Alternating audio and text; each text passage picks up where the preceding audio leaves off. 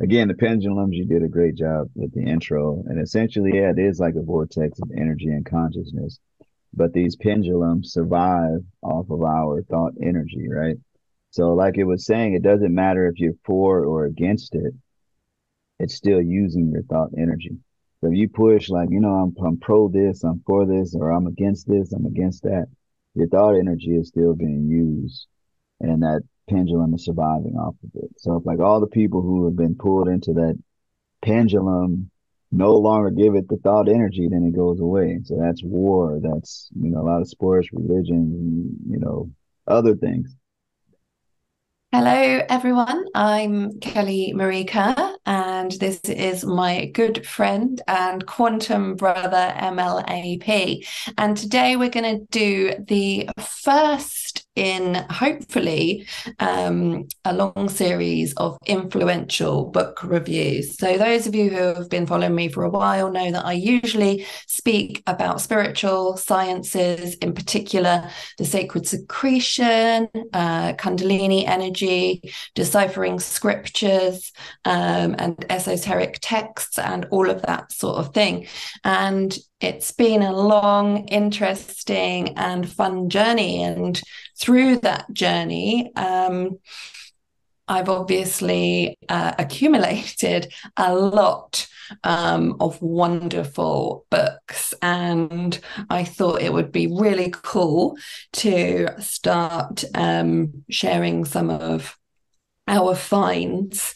And MLAP is an awesome rapper, wordsmith, music producer. He's the founder of the Forum of Life, and he's a bit of a librarian himself, an avid book lover. And sometimes when we get talking about different books and different topics, we just talk and the time seems to absolutely vanish. So I know that you will find his insights and perspectives extremely interesting, because there is a lot of rich context and understanding surrounding his own personal journey. So we are very happy to be doing this. And the first book that we are kicking off with is the epic and very well known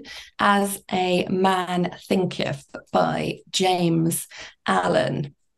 MLAP, is there anything you want to say before we dive into the conversation about this book?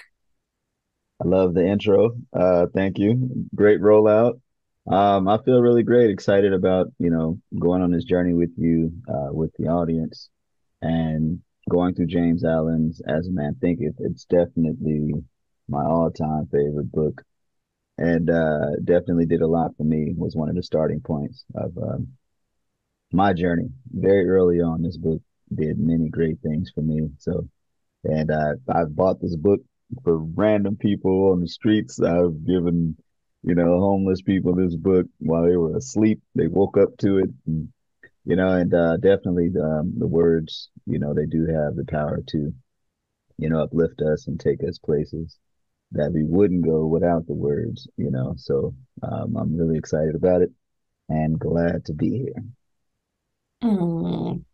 One thing I've just sprung to mind while you were talking is MLAP did a rap track about the sacred secretion. Um, and if you haven't heard it, I did upload it to my YouTube channel a while ago, and my TikTok at Seek Vision. So if you haven't heard that, check it out, because it's really cool and it's really high vibe. And every time I hear it, it just puts me in a really good mood, which is a great place to be vibrating from. So yeah, there's also that. Okay, so with our introductions out of the way, let's dive into this seriously life invigorating text. And I think we should start with the opening paragraph on page 1. So it says, the aphorism As a man thinketh in his heart, so he is, not only embraces the whole of a man's being, but but is so comprehensive as to reach out to every condition and circumstance of his life. A man is literally what he thinks, his character being the complete sum of all his thoughts. So, would you like to take it away? All right. As the plant springs from and could not be without the seed, so every act of man springs from the hidden seeds of thought and could not have appeared without them. This applies equally to those acts called spontaneous and unpremeditated as to those which are deliberately executed. I love Okay. it.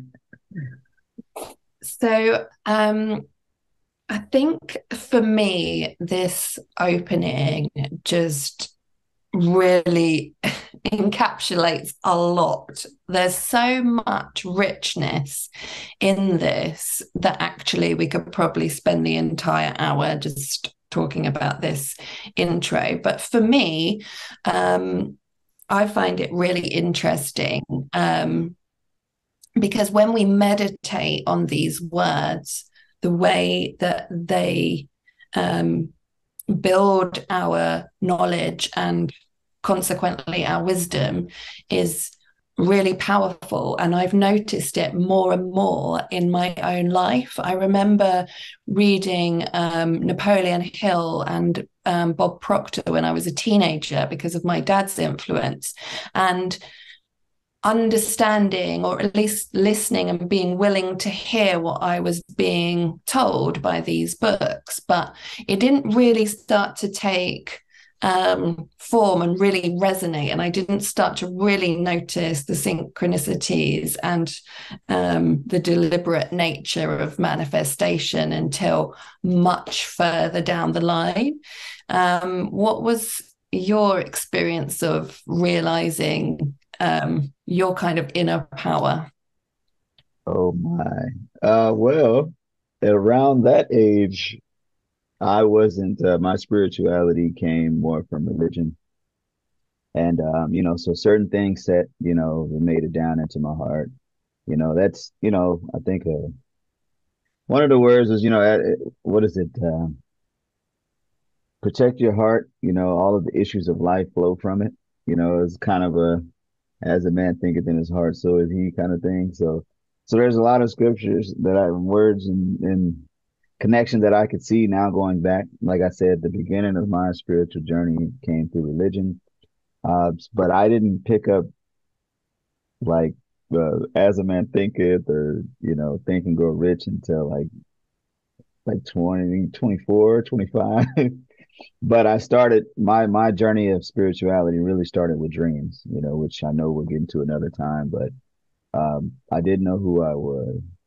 And because I didn't know who I was, that was the beginning of the self-discovery journey, which led to kind of looking without and finding a relationship between what was unfolding inside of me and what was unfolding outside of me. So once I started seeing that connection, I noticed when I started to change, things around me started to change, which other books again, The Alchemist, I ran into that and I was like, that's what I'm talking about, but so they're kind of touching on the same, idea and principle, and so but this one, like I said, hits home for me as a man thinking. So yeah, around in my 20s is when it really started to kick off. So it's been about 10 years of me seriously being on the journey, like awake on the journey, so. Mhm.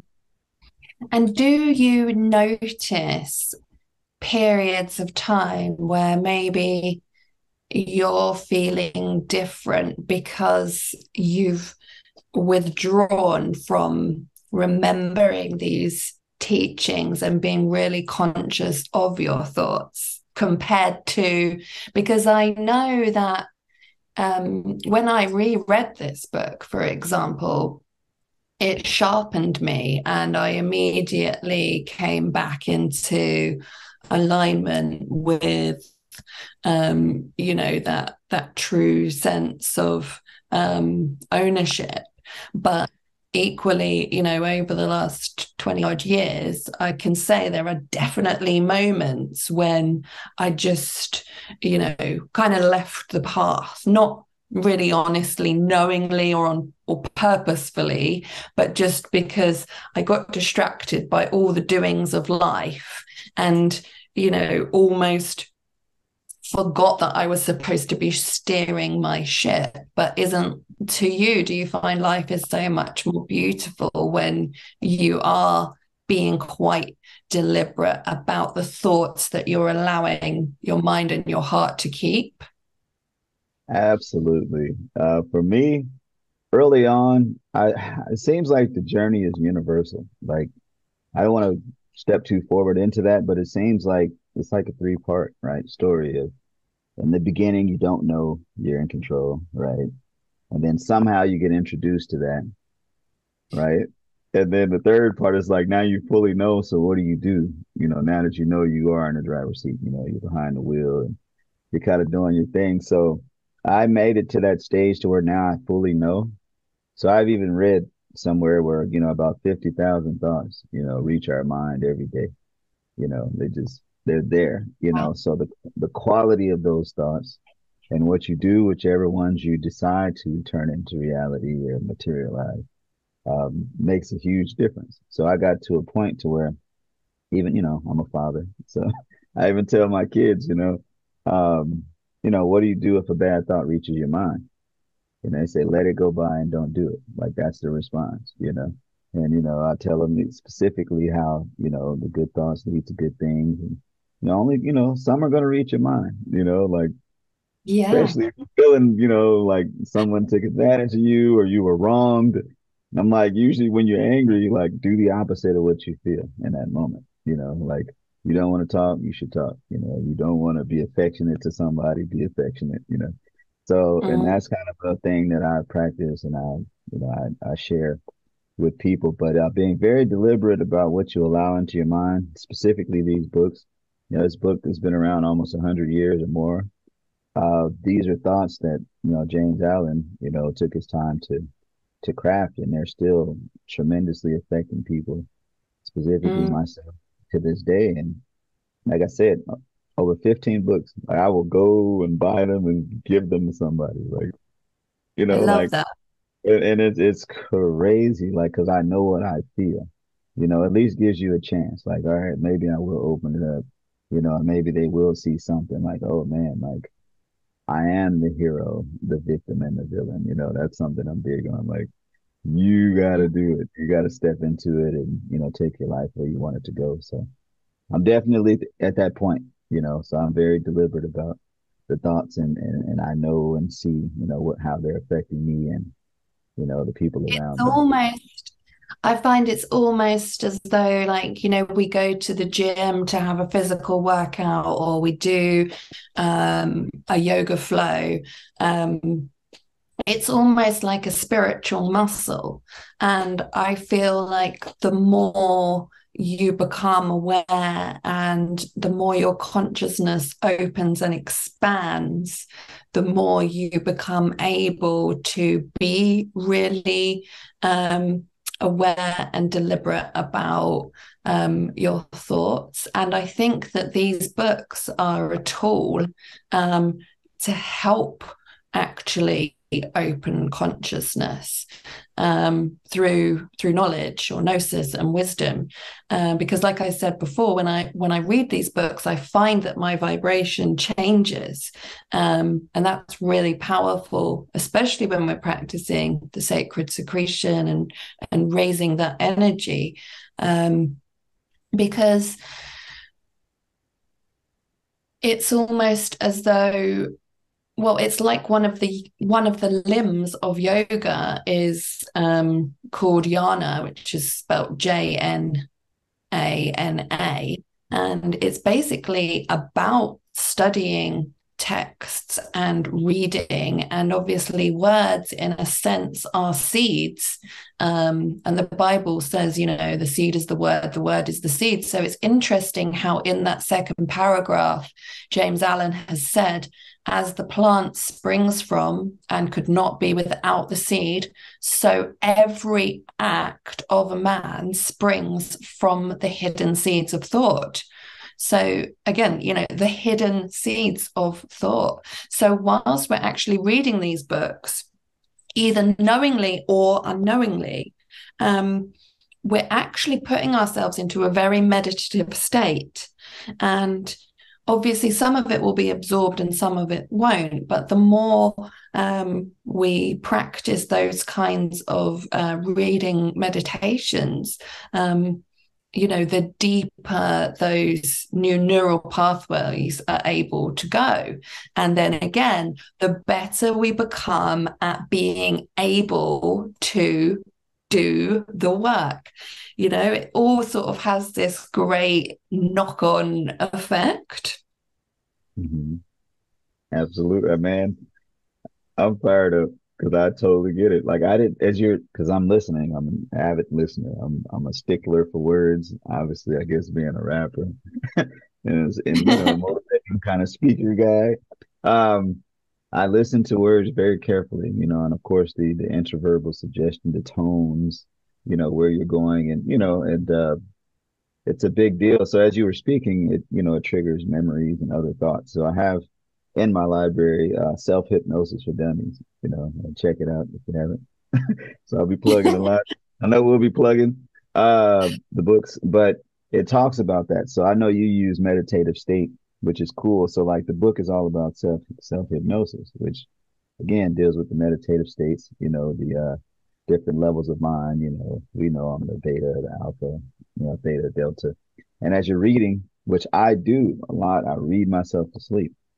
I can tell where I'm at, you know, as far as my levels of mind. And like I can instantly go into the dream world when after I've read myself to a certain point, right?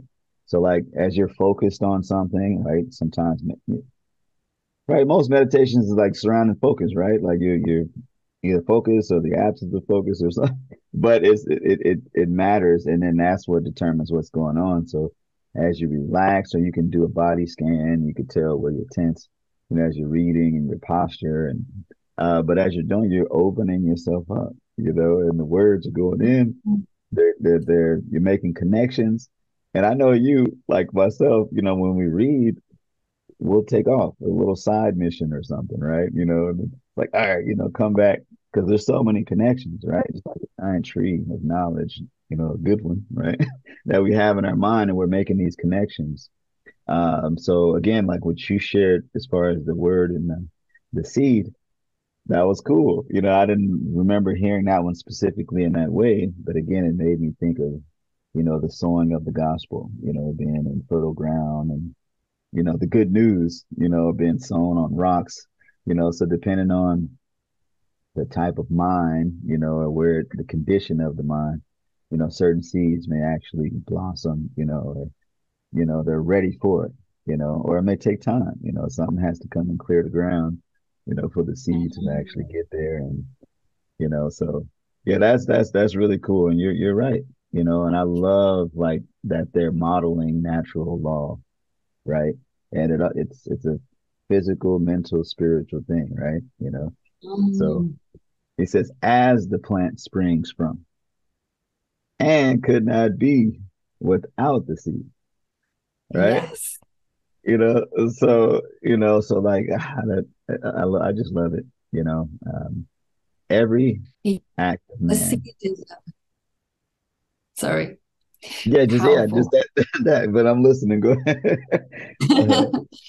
No, I was just kind of agreeing with like how powerful the seed is as a visual stimulus for our own personal growth and our inner blossoming, that kind of rose, the Christ rose symbol that opens up through compassion. And compassion, again, is a really high vibration. And these kind of texts really help us get there and know ourselves really, really well.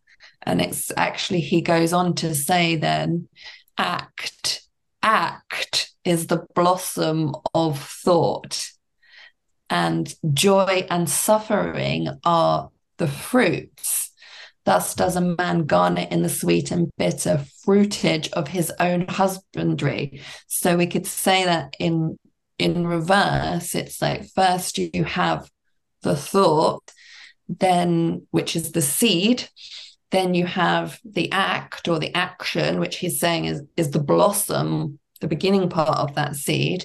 And then you have the experience of it, which is, he's calling it joy or suffering, which are the fruits. So you have that whole analogy of from a seed to the blossom to the fruit.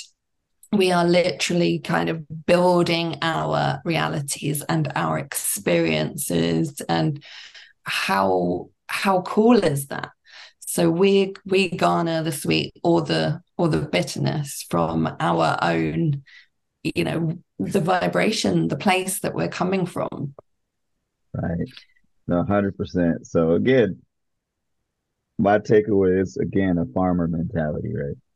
You know, so it does, the whole sowing and reaping and that kind of universal law. So I find it amazing to really have that patience and perspective, right?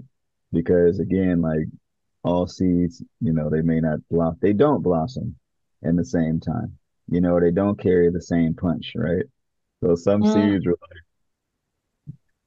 crazy strong. And other seeds are like, meh, they might a little shoot pop up or something, and so but there's certain seeds like seeds, i.e. thoughts that carry a lot of energy that can, move mountains and do great things. And, even, the genesis, right, of this idea of us coming together, we know where it came from. We know the origins, right? It came Mm-hmm. through. We had a dialogue about it, and here we are. So you guys are experiencing the blossom and the fruits, which joy, definitely joy. Part. Actually, I should say that this entire book is available online as a PDF for free, and it's only actually 18 pages long. So if you're looking for something that really just hits it home without, lots of bells and whistles, but breaks down, this natural law in a really just simple and fantastic way, then I would suggest that this is the text to go for. So I'll post the link in the description box below for anyone who's interested in that. So yeah, the next quote I will read is from the chapter Effect of Thought on Circumstances.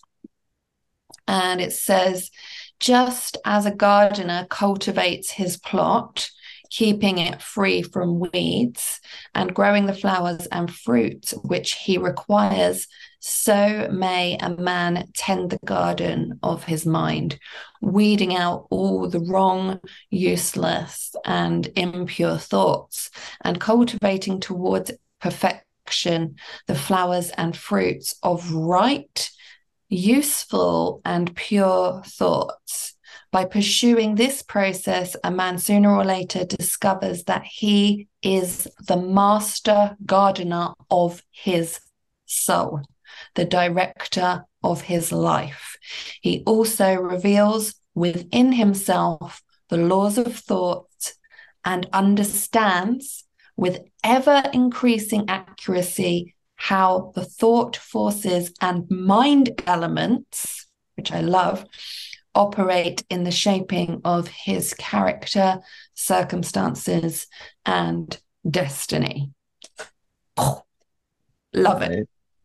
Right. Oh So man. good. Okay, so what are some things that really pop out for you in that one?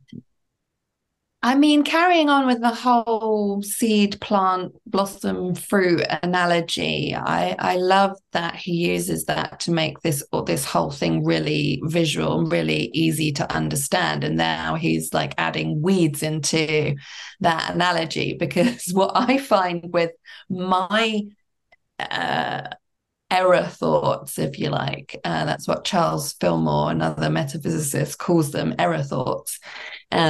I find that my error thoughts are just like weeds.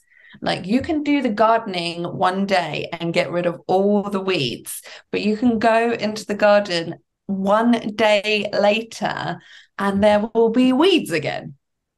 And I Yeah, find that our habitual thinking cycles can be very similar to that. wow. You know what? You said something very interesting, and it made me think of again. I did some gardening. This was a couple of years ago, and we had a ton of weeds. And the weeds, they were, out of control, but they were like nice, nice looking weeds, basically, right? So I took them up, and then I was like, I don't want to keep doing this. So I basically sprayed like some weed killer. Like I don't want them to ever come back, kind of thing, right? So the next season, they grew back, but this time they grew back with like spikes, like they came back stronger, like but with different. Like I promise you, like the first time they looked nice, like little dandelions, or had like nice geometries to them. But like when I took them out, man, I went to war. I said, "You guys are never coming back again." And like I said, the next season they came back, but literally, like when I walked in them, they were poking, like they had pokies, and they looked real jagged and sharp. Their geometry was crazy, and I was like, that was Wow. interesting, like so they were That is fighting back. interesting. That reminds me of how, when you're playing a video game, my son loves video games. So I've got more into them again, but I haven't played them since I was a kid. So it's amazing to me how like they've changed, but that's another topic. But now, like the bad guys evolve, they get Yeah, worse. yeah, So you think you've defeated them, but all of a sudden they pop back up and they've wised up to your moves.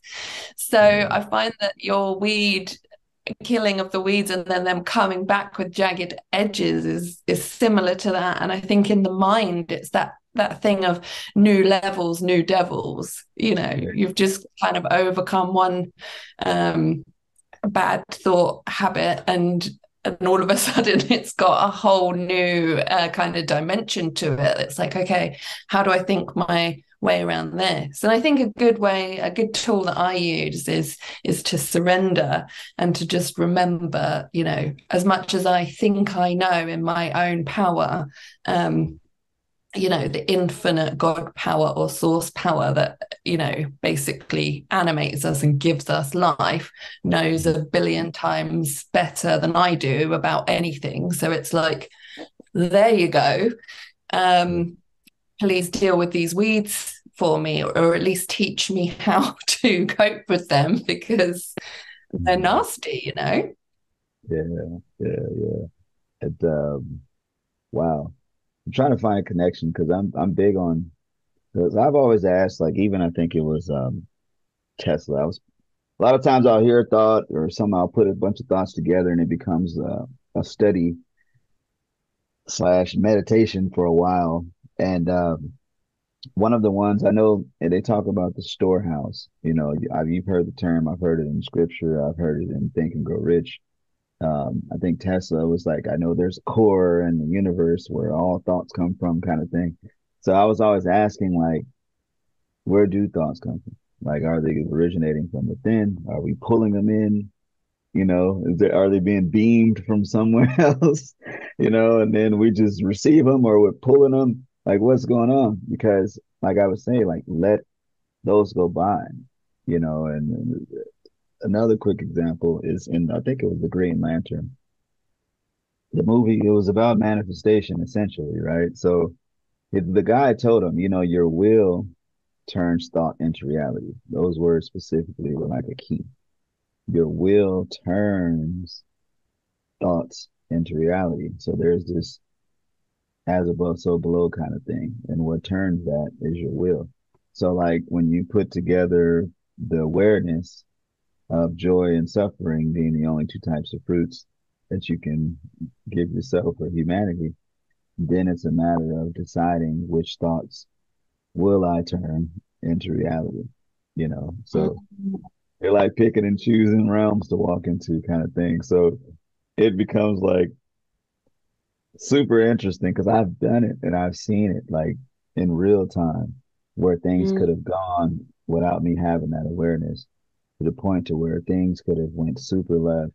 And because I had the awareness, I was able to, you know, take things in another place, by being calm, having the awareness and showing love, like stopped a riot almost kind of thing. Like, so it could have went there, you know what I mean? But the awareness and me being in real time in the moment, mindful, I was able to, keep things cool, and so there's a lot of, I yeah. guess you could call it defense or whatever, it's like, oh, cool, manifest joy, boom, boom, boom. But if you see, and I've had jobs like that where I had to see things before they happen, like see where it's starting to, because I was basically doing security at a bar, so like at a certain time, when everybody's inhibitions are relaxed, the music is up, the energies.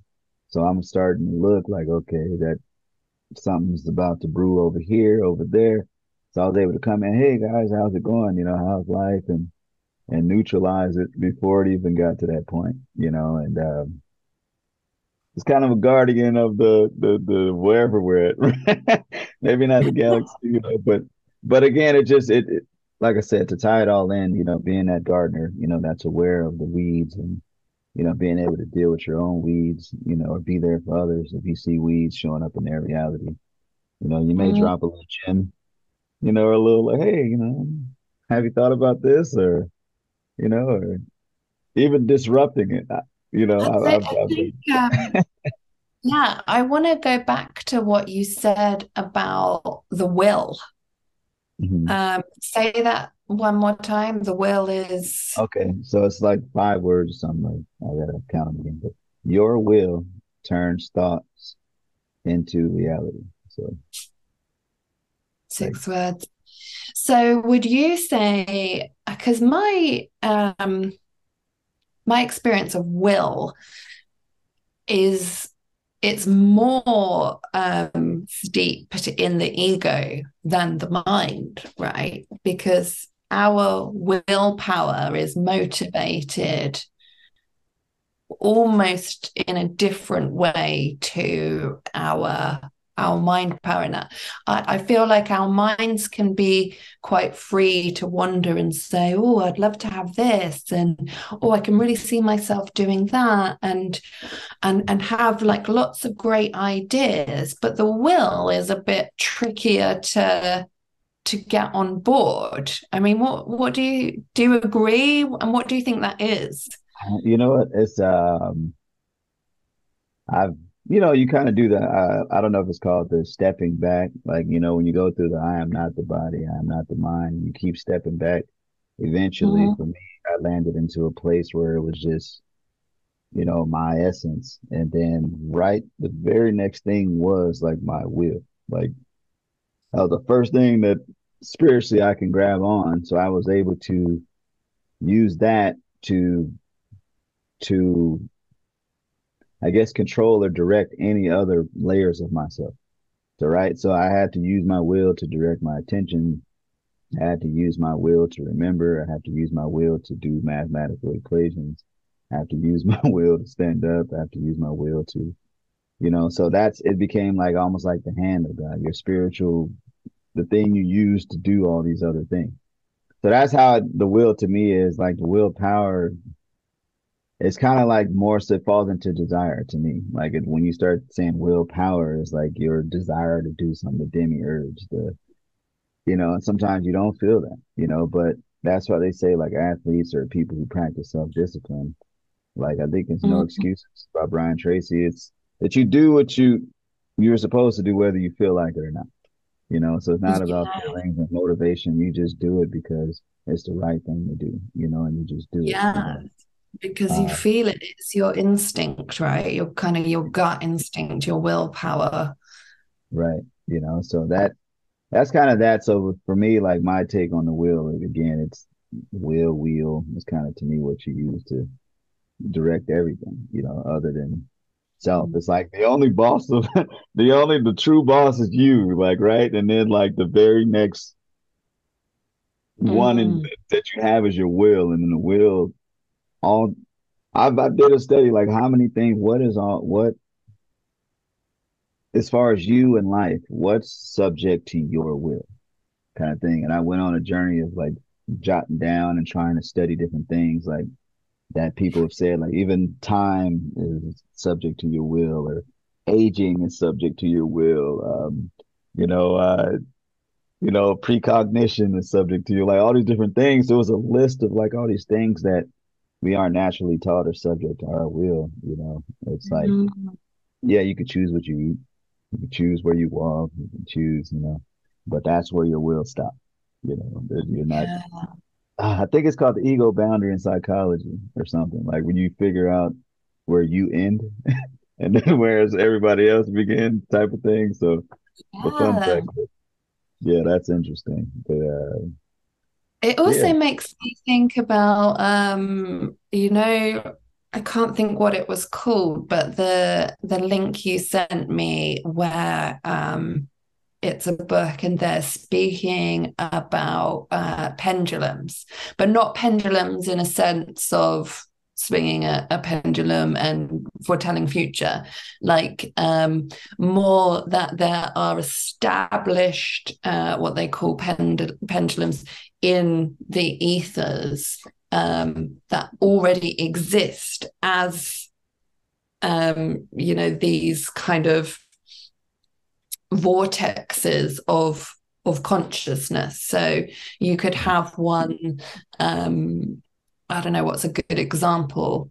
Um, any sports, that I think yeah. sports is the different politics and a lot of different things that pull, right?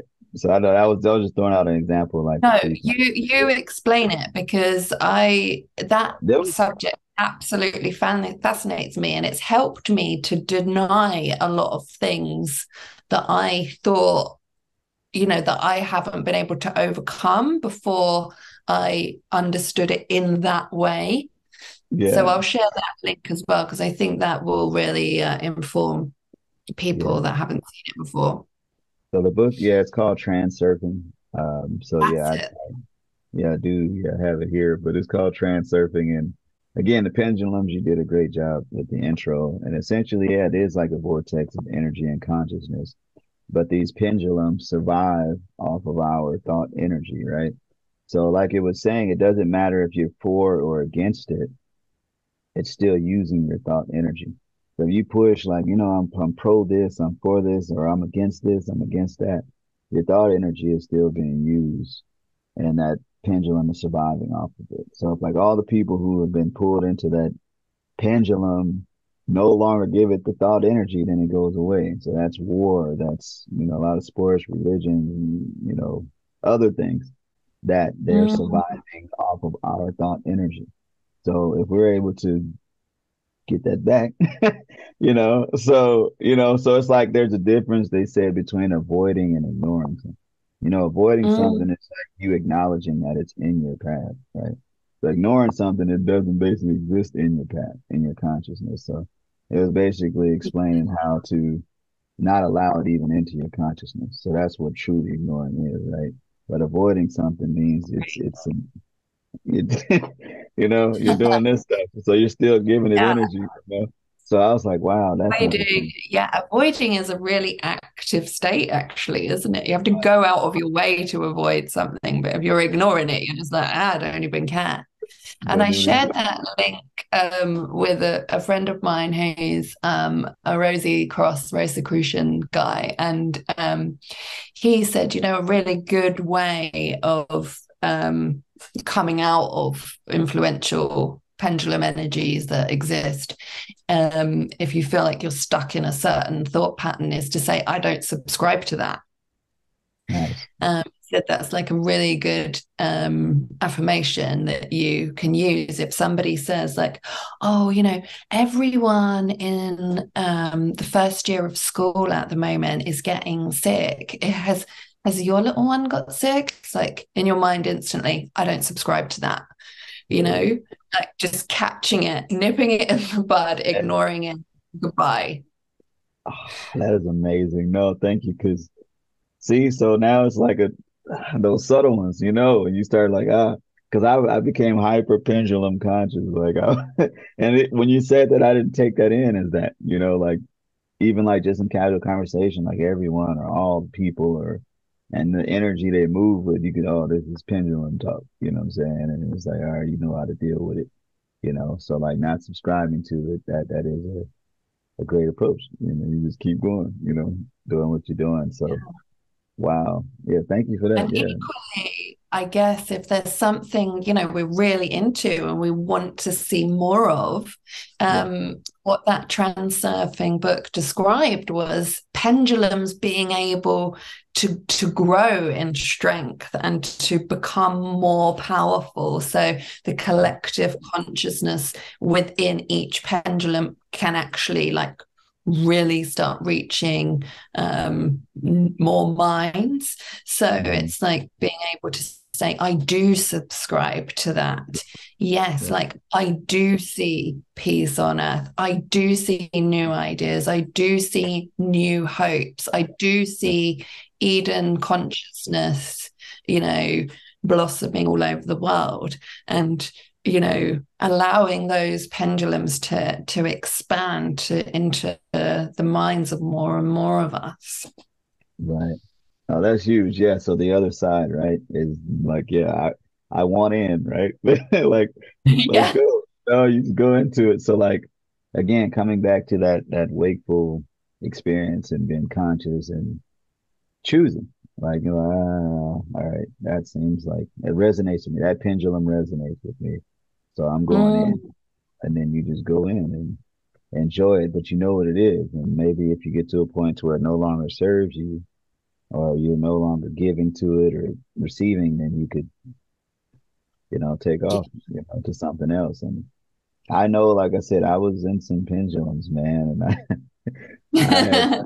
what it was at the time. I was at the stage of not knowing, right? And then you start to get little nuggets and stuff. And I think, going back for me really quickly, like certain thoughts or certain things people said reach my mind and my heart.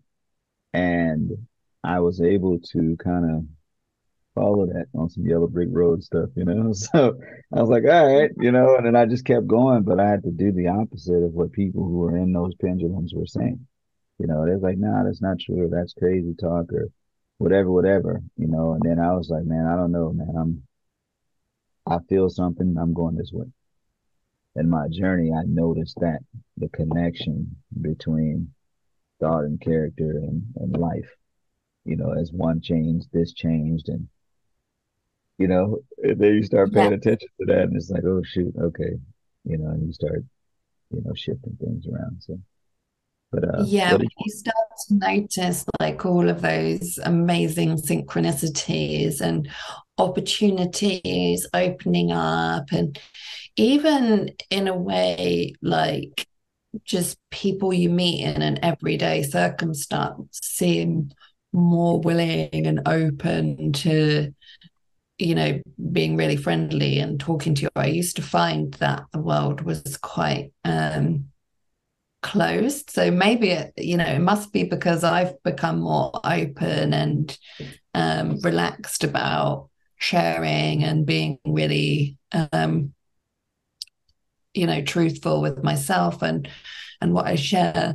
I've found that the world has become so open. So that's a direct reflection of my shift in consciousness. But I wanted to move on to our next quote, which is also on page 6.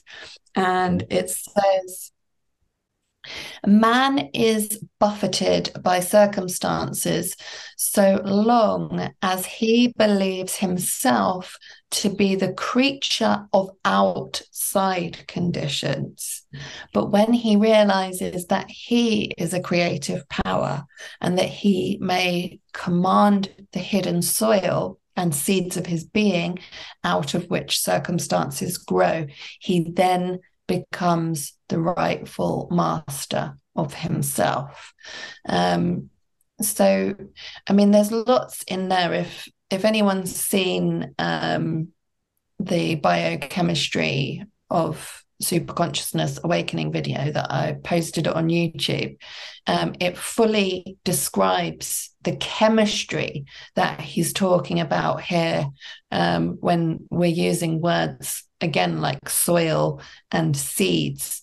We have talked here a lot about the layer of our reality where we use those words as an analogy for our thought and our realities and how they play out, but there's another level to that, which is our actual physical chemistry. And that we saw that in the last passage that we shared as well, when he used the words, what was it?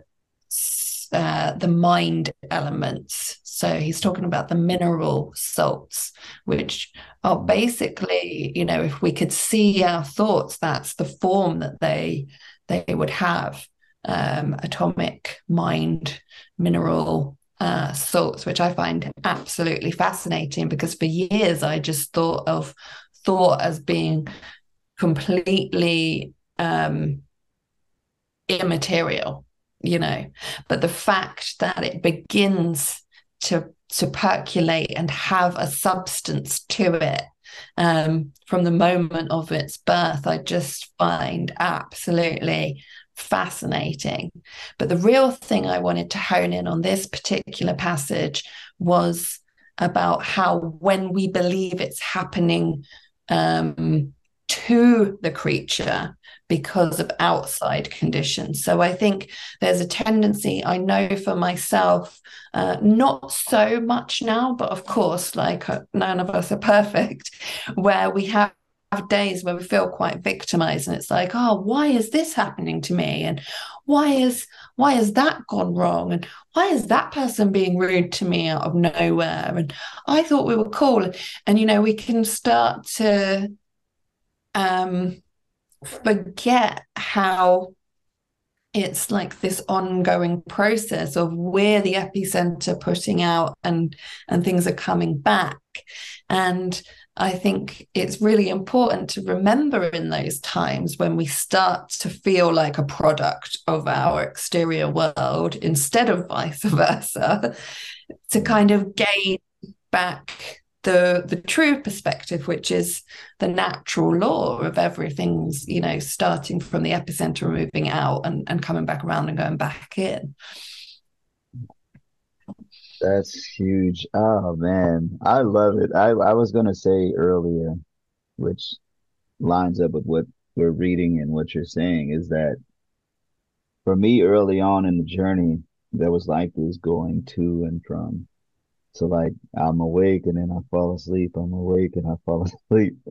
So this is like the longest that I've been awake. And what I mean is it's like we start out, everyone, I can use that word, everyone starts out believing, right? Unless someone knows and has put it in them as a child that they are not the creature of outside circumstances, that they are a creative power and they are the masters of themselves. So, but generally, we start out with that paradigm, that life is happening to us. We're the product of what's going on around us. Your environment is everything, and it just that makes you. Um, so then you come into the knowledge of the opposite, right? So then now you're like doing your thing and you're the master of your environment and you're just doing your stuff. And then whatever reason, you drift off and then you start responding to life as if the opposite is true, and then you wake up again and come back. It's like, no, that's not. So trying to stay, that's what I was saying, the back and forth. Like, there's moments to where you go into this I'm a victim mode or life is happening to me mode. And it's like, wait a second, you know? And then boom, you get back on it and you start doing your thing. So like, you know, like you can forget, you know what I mean? I call it dropping out of awareness. I joke around a lot, with my wife. Like I would say stuff like, I didn't forget, I just didn't remember, you know? You know, you're dealt a certain set of cards to come here and play with. And you can't switch your cards in once you've arrived. What you've got is what you've got, but how you play them is totally up to you. And I think for people who try and argue against these kinds of mastery, initiation, manifestation teachings, they always say, but this is, my circumstances and this is what I've been through and everything else. I'm just interested to know what you would say to someone who's had a particularly, um, rough hand of cards dealt to them, if you like. Sorry, I know that's probably quite a hard question. all Put you on I the got spot all there. of it. I am a master. If I'm not a master at anything, I'm a master at listening. I have no idea why. I take in everything. I'm on the edge of my seat. I'm doing math. Matthew is my middle name. I'm just putting the math together. Um, so it's a couple of things for me, because I know a lot of the teachings and see, this is big. All right. So sometimes all right, I'll give the example. So, the Lego movie, right? So essentially, they told him a prophecy and he believed it and he was able to do all these powerful things. He went on a journey, he studied, he trained, whatever. So, but his teacher, when a student is ready, the teacher appears kind of thing. He told him, I have something to tell you before I die, or whatever, transition. And he was like, the prophecy's not true. So the kid, he was heartbroken. And he was like, but look, the teacher was like, but look what you did when you believed. So he was pointing out like it was his belief that was the real power that allowed him to transcend and do all these powerful things. So that's why I think, coming back to it, a lot we may not be able to materialize or really physically see a lot of these concepts. Even about like some of them feel good, and it helps us to get up and go through our day, but we may not truly find out that we, had a conversation with some higher beings and scripted out our life and chose this and chose that. Like I can take a strong position that that is the case, but I don't know what I would truly be standing on in that position. You know what I mean? Other than the fact that it seems really cool and it allows me to accept a lot of things that I probably wouldn't accept if I was to take that position. Mm, But if I bring it back down to like just being a little bit rational, I'm here now and this is where I'm at. So I can work with this, right? And then the things that are unfolding based on these teachings and then just go forward from there. Like I'm okay with not knowing a certain thing. Like I don't know, but here I am. Like so I'm not going to subscribe, right? Or go so hard as to try to figure out where I was at and what I was thinking before I incarnated and to try to figure out whatever I decided on before I got here. Like I think that would be great if that is how it is. And that would be really cool to know, to an extent, but I don't start there, So I usually just talk to people like this is where we're at. Sometimes life happens to us and sometimes we have in the life, and that's kind of the things because there's certain things that roll in. I'm like, yo, like where did that come from? You know what I mean? And yeah. and then you just for me, I work with it. So that's what I was saying. So like I feel like there's a word I feel like sometimes there are things that come in that really are like assignments or tests or something that's going to develop something in you that you may not have consciously wanted to develop in yourself. So like I work on my character a lot, like certain elements, right? But then there's other times where something rolled in that helped me to work on my character. But I wouldn't Yeah. have chosen that. I didn't know about compassion or resilience or what is that, metal. I didn't know how to show fortitude in certain situations. I wasn't working on that. I was working on patience. I was working on, being generous, but then something happened in life that dealt with this area that I was ignoring, and Mhm. so there's always something you could always glass half full every situation, to some extent, But that's usually I try to find a soft place to land for people when it's like that, but I don't go into, you decided this before you came here, uh, and certain things to get people to accept, because that's ultimately what we want people to do, is to be able to get through whatever hardships, that they're dealing with, because it hurts to see other people hurt. It leaves me, and sometimes we tell them anything to get them through. Like, hey, like, um, something, and sometimes it's just affection, a hug, or just listening, so that's some things that I've learned. I was a peer counselor in the past, and sometimes you just gotta listen and just be there for people. You may not have the word Mm. or an explanation for life to get them through it. It might just you be being just being there, So Yeah, just literally being a presence. I love that. And I love the way you frame, when certain things happen that do seem like they've come out of nowhere. And, if you were taking this text into account, you'd be asking yourself, hold on a second, I don't believe I manifested this exactly.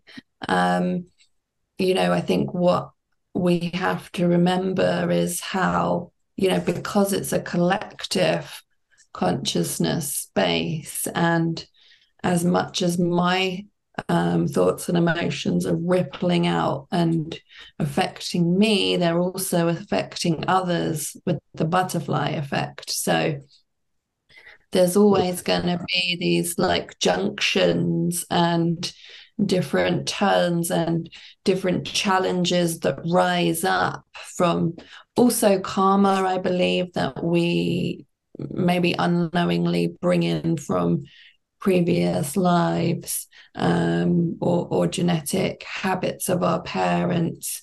Um, so yeah, there's a lot involved.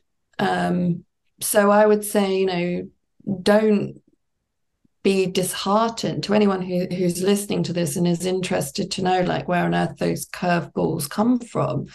Don't, let them dishearten you, because you are still the master. And like you said, which I love, it's approaching it with that glass half full mentality, and knowing like, okay, this has happened, but there are many solutions.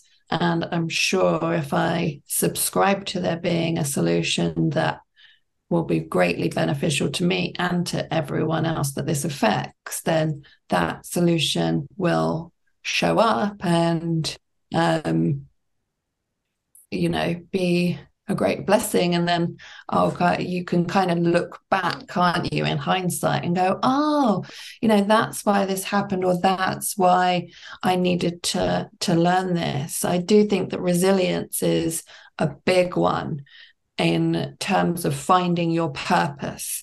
A lot of people ask, what is my purpose? What am I supposed to be doing? What?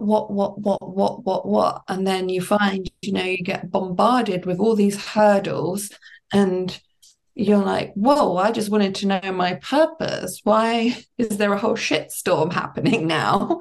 Um, it's because within that resilience and that hardship and the dark night of the soul, as people call it, or rock bottom, we realize what we don't want and what we're willing to say no to.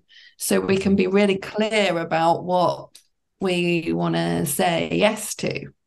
yes, oh man, you're spot on. Oh man, so like asking is given. I think they use the term contrast, right? So experiencing the contrast, it shows you what you do want. But like you don't focus on that because, where attention goes, energy flows. But you find out and then you place your attention on the things and the reality you want to manifest. But That contrast is huge. And I just had a buddy, man. It all lines up, right? So like I was telling him, like he went through, some things, and I was like, man, like it's all pointless if you don't get the spiritual lesson from it, or find something. Go back, find something, like salvage something, right? Think and grow rich. And it's always a seed of equivalent benefit in there. Like, like even our hospital, where I'm working, it started out with the crazy like train wreck on some crazy stuff. Like it was a train wreck on Christmas Eve. And that Oh my was God. how our hospital began, like with some craziness, right? So everybody, the town rallied and helped everybody, and people who knew different things came together, and then they just came together as a community, and then that's how the origins of the hospital, which today is saving lives and doing great things. So it's like that's interesting, So a lot of things, great things, do come out of those unfortunate events that transpire. So it's interesting, but I'm big on finding something. Don't walk away with nothing. Don't just walk away with a bad circumstance.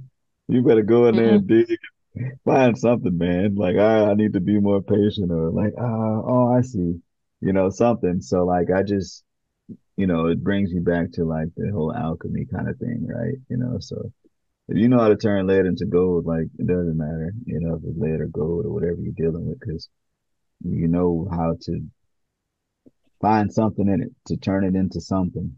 Even if mm. it's encouraging somebody else. Like I didn't get anything out of it, but I made it, and there's somebody else going through it. So now I could, a lot of charities, a lot of great things come from, people going through things. And like, I don't want to, I would keep going. Last little piece. I don't know. I got fired up. You've heard the one where it says like the difference between like a villain and a hero has the same backstory. It was on Yeah. IG. That one. So right, so it's that, like I went through it. I don't want somebody else to go through it. That's the hero. I went Mm. through it. I want everybody else to go through it. That's the villain. So like we can be those heroes, and continually move forward and help people to not experience certain things, that we went through, So it's like, bro, but if you go through it, like I'm here for you, but don't perpetuate it. So Yes, I'm heavy, but don't perpetuate it. That's it. That's just, yeah, that sums it up so nicely. Love that. We should probably maybe make one last point and then say our goodbyes to you guys. So on page 16, James Allen says, the greatest achievement was at first and for a time to dream. The oak sleeps in the acorn, the bird waits in the egg. And in the highest vision of the soul, a waking angel stirs.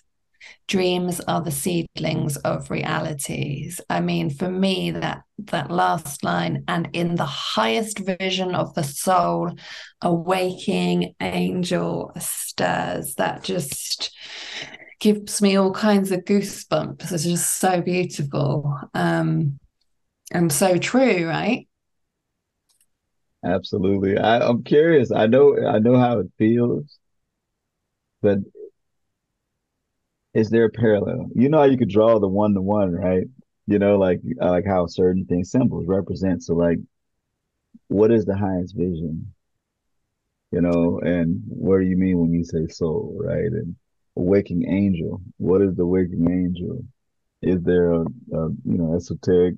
Is that somewhere in the body? Are we tapping on, in the stirs? Is that the I mean, CSS? yeah, Is something going on? in a deeper, like more atomic sense, the angel stirring would be the light stirring within you. So whether you think of it as, this angelic, loving, comforting, amazing, all powerful force, or you think of it as the inner light, stirring within you. I mean, light is all encompassing, right? And darkness is only the absence of light. It's got no actual character of its own. It's just that there's no light there. Something's casting a shadow. So yeah, the waking angel stirs.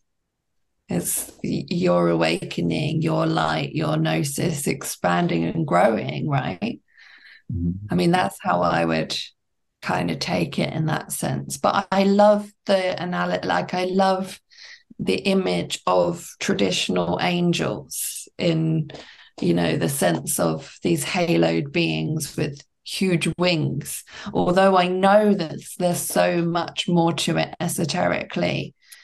Oh, I also wanted to mention that there is a chapter by the same title as this book, As a Man Thinketh, in George Carey's God Man, the Word Made Flesh, where he also discusses about thoughts being vibrations and the cell salts or the mineral salts of the mind. So your potassium sulfates and phosphates and all of those sorts of things, sodium taking form by the vibrations of your thoughts and emotions. So if you're interested in diving deeper into the biochemistry, that's a really great source. There's a lot of it mentioned in Elevation as well, which is my book about the Bible book of Revelation. I think that is it for today. If you have any requests of books that you would like us to discuss, just drop us a comment below. We do have a long, long list of things that we'd like to explore and unpack, and really interested to hear your thoughts. So keep those comments firing off. A great start, man. I'm fired up. I can feel it. That angel is stirring. Yeah, Feel the it, high, man. yeah. So we're wishing you all the highest vision for your soul as your waking angel stirs. Namaste. Namaste.